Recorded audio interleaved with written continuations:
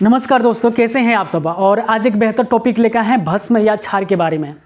देखिए यहाँ पे topic by topic deep level में पढ़ा जाता है, यानी कि 5 से 7 मिनट में वो सारी चीज़ देने की कोशिश करते हैं जो अभी तक एग्जाम में पूछा गया है या पूछने वाले या क्वेश्चन बनने वाले हैं। उस पर सारा चीज़ 5 से 7 मिनट, आप कहीं भी किसी भी अवस्था में आप इसको 5 से 7 मिनट टाइम निकाल कर आप देख सकते हैं। हमारे इसलिए कह रहे हैं आप हमारे चैनल को सब्सक्राइब कर लीजिए, क्योंकि आजकल क्वेश्चन पूछने का जो ट्रेंड है वो डीप लेवल में चला गया। आप एग्जाम की तैयारी कर रहे हैं तो आपको पता होगा, कॉन्सेप्ट क्लियर है तो रिजल्ट क्लियर है। आप एमसीक्यू याद करके आप एक का दो का बाई चांस से रिजल्ट एक दे सकते हैं, लेकिन आप सारे एग्जाम नहीं दे सकते हैं, क्लियर नहीं कर सकते हैं। इसलिए कॉन्सेप्ट क्लियर होना चाहिए, इसके लिए टॉपिक बाई टॉपिक आपको पढ़ना चाहिए। तो चलिए देर ना करते हुए स्टार्ट करते हैं भस्म या क्षार। देखिए क्षार क्या होता है, तो सबसे पहले समझिए कि क्षार क्या है। तो क्षार जो होता है स्वाद में कड़वा होता है। स्वाद में क्या होता है, तो कड़वा होता है। आप देखिए क्षार आप डेली इस्तेमाल करते हैं, और जो चीज़ डेली इस्तेमाल किया जाता है वही क्वेश्चन क्या करता है, सेटर पूछता है। देखिए आप दातून करते हैं ना, दातून करते हैं तो कैसा, नीम का दातून करते हैं तो कड़वा लगता है, वही क्या है, तो क्षार है। आप साबुन नहाते हैं तो साबुन इस्तेमाल करते हैं, साबुन क्या है, तो क्षार है। कपड़ा मल मल के धोते हैं, जो आप सर्फ डालते हैं वो सर्फ क्या है, तो क्षार ही है। ठीक है, तो क्षार अगर उसको चखिएगा तो कैसा लगेगा, कड़वा। बाई चांस अगर साबुन आपके मुंह में चल जाता है तो आप क्या करते हैं, बाहर निकाल देते हैं, कुल्ला कर देते हैं। तो यही क्या है, हमारा क्षार है। तो देखिए इसी चीज़ को वैज्ञानिकों ने अपने नियम अपने अनुसार इनके बारे में क्या क्या बताया है, क्या क्या दिए हैं, यही तो पढ़ना है हम लोग को, यही पढ़ना है, यही जानना है आपको। तो सबसे पहले एक आर्हेनियस वैज्ञानिक आए, उन्होंने भस्म के बारे में कुछ बताए। भस्म के बारे में ये बताया कि भस्म को अगर हम जल में डालेंगे तो क्या होगा। तो आर्हेनियस भस्म को जल में डालें तो OH नेगेटिव बाहर निकला। तो हम कह सकते हैं भस्म वह पदार्थ है जिसको जल में डालने पर OH नेगेटिव बाहर प्रदान करता है या बाहर निकलता है, उसे हम क्या कहेंगे, भस्म कहेंगे। इसी चीज को एक और वैज्ञानिक ब्रांस्टेड लोरिक के अनुसार इन्होंने ये कहा कि जिसमें प्रोटॉन ग्रहण करने की प्रवृत्ति होती है उसको हम क्या कहते हैं, भस्म कहते हैं। जिसमें प्रोटॉन ग्रहण करने की प्रवृत्ति होती है यानी क्षमता होती है, उसे हम क्या कहेंगे, भस्म कहेंगे। इसी चीज़ को एक लुईस वैज्ञानिक ने, लुईस के सिद्धांत के अनुसार कि जिसमें इलेक्ट्रॉन त्यागने की प्रवृत्ति होती है, क्या होती है, इलेक्ट्रॉन त्यागने की प्रवृत्ति होती है, उसे हम क्या कहेंगे, भस्म कहेंगे। याद रखिएगा, भस्म के भस्म के बारे में 3 वैज्ञानिकों ने अपने अपना मत दिए थे, अपने अपना गुण दिए थे, अपना अपना सिद्धांत दिए थे। उसके बाद आप देख सकते हैं क्षार के जो गुण है वो क्या है, स्वाद में क्या है, कड़वा होता है, तीखा होता है। स्वाद में क्या होता है, तो कड़वा या तीखा होता है। उसके बाद है पीएच स्केल पे इसका मान देखा जाए तो पीएच स्केल पे जब भस्म का मान देखा जाए तो 7 से अधिक होता है। पीएच स्केल पे देखा जाए 7 से कम अम्ल, 7 होगा न्यूट्रल उदासीन, 7 से ज़्यादा होगा तो क्षार या भस्म बोल सकते हैं।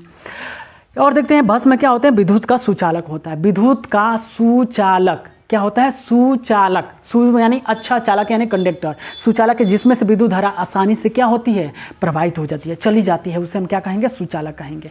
उसके बाद क्या है दोस्तों, ये जो भस्म होता है लाल लिटमस पत्र को नीला कर देता है। क्या करता है, लाल लिटमस पत्र को नीला कर देता है। कौन, तो भस्म वह पदार्थ है जो लाल लिटमस पत्र को क्या कर देता है, नीला कर देता है। देखिए मिट्टी की क्षारकता घटाने के लिए जिप्सम का प्रयोग किया जाता है। मिट्टी की क्षारकता घटाने के लिए किसका प्रयोग किया जाता है, जिप्सम का प्रयोग किया जाता है।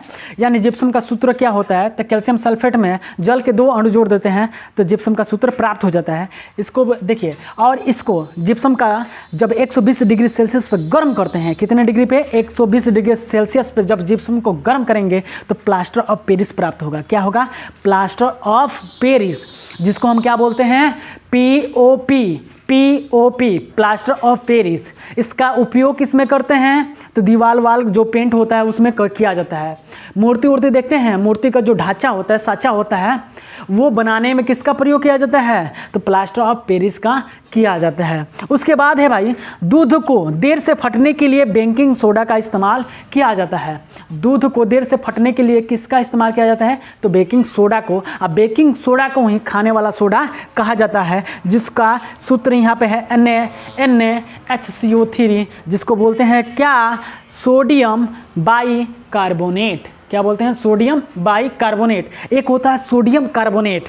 तो दोनों में क्या अंतर है, सोडियम कार्बोनेट, सोडियम बाइकार्बोनेट। देखिए सोडियम बाइकार्बोनेट, बाई सिर्फ लग गया है, बाई। देखिए याद करने का तरीका जीवन में कभी नहीं भूलेंगे।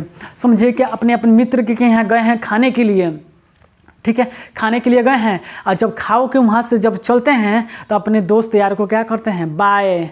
तो खा के आप क्या किए हैं, बाय, तो आप बाय लग गया, तो समझिए कि बाय बाय यानी खाने वाला सोडा। तो सोडियम कार्बोनेट धोने वाला सोडा और सोडियम बाइकार्बोनेट खाने वाला सोडा। चलिए आगे देखते हैं यहाँ पे NaOH, जिसको सोडियम हाइड्रोक्साइड बोलते हैं या कास्टिक सोडा बोलिए, सोडियम हाइड्रोक्साइड या कास्टिक सोडा। इसका उपयोग किस में किया जाता है, तो साबुन बनाने में किया जाता है तथा पेट्रोल को शुद्धिकरण करने में किया जाता है, साफ करने में किया जाता है, दवा बनाने में किया जाता है, कागज़ तथा कपड़ा बनाने में किया जाता है। इसका उपयोग अपमार्जक के चूर्ण बनाने में किया जाता है, ये चीज़ याद रखिएगा। उसके बाद है पेट की अम्लीयता दूर करने के लिए मैग्नीशियम हाइड्रोक्साइड का उपयोग किया जाता है। पेट की अम्लीयता दूर करने के लिए किसका उपयोग, मैग्नीशियम हाइड्रोक्साइड का उपयोग किया जाता है, जिसका सूत्र है Mg/OH, ठीक है, Mg/OH। अमोनियम क्लोराइड या बोलिए नौसादर बोलिए, अमोनियम क्लोराइड बोलिए या नौसादर बोलिए, जिसका सूत्र क्या होता है, NH4Cl, NH4Cl, NH4Cl। इसका उपयोग किस में करते हैं, तो उर्वरक निर्माण में, किस में करते हैं, उर्वरक निर्माण में करते हैं। बर्तन कलई या टाका लगाने में किया जाता है, याद रखिएगा। हाइपो क्या है, तो हाइपो का रासायनिक नाम क्या होता है, तो सोडियम थायोसल्फेट होता है, सोडियम थायोसल्फेट होता है। इसका उपयोग किस में किया जाता है, तो फोटोग्राफी में। आपसे पूछेगा हाइपो का प्रयोग किस में किया जाता है, तो फोटोग्राफी में, ठीक है। अगर किसी का हाइपो यानी हाइपर बढ़ जाता है तो उसका फोटो देखने लायक होता है, बहुत ही दर्दनाक होता है। तो याद रखिएगा हाइपो फोटोग्राफी। उसके बाद है धावन सोडा जो होता है, इसका सूत्र याद रखिएगा, ये इंपॉर्टेंट है। धावन सोडा का सूत्र क्या होता है, Na2CO3 होता है, Na2CO3। Sodium carbonate. सिंदूर का सूत्र याद रखिएगा, सामान्य सूत्र Pb3O4 होता है, उसके बाद है पौधों की अच्छी वृद्धि के लिए pH मान कितना होना चाहिए, तो pH मान 7 या 7 के आसपास होना चाहिए, यानी न्यूट्रल होना चाहिए। अगर गाइस वीडियो अच्छा लग रहा है तो please guys like, subscribe, share कर दीजिए, ठोक दीजिए महाकाल के नाम लेके। जय हिंद, जय भारत।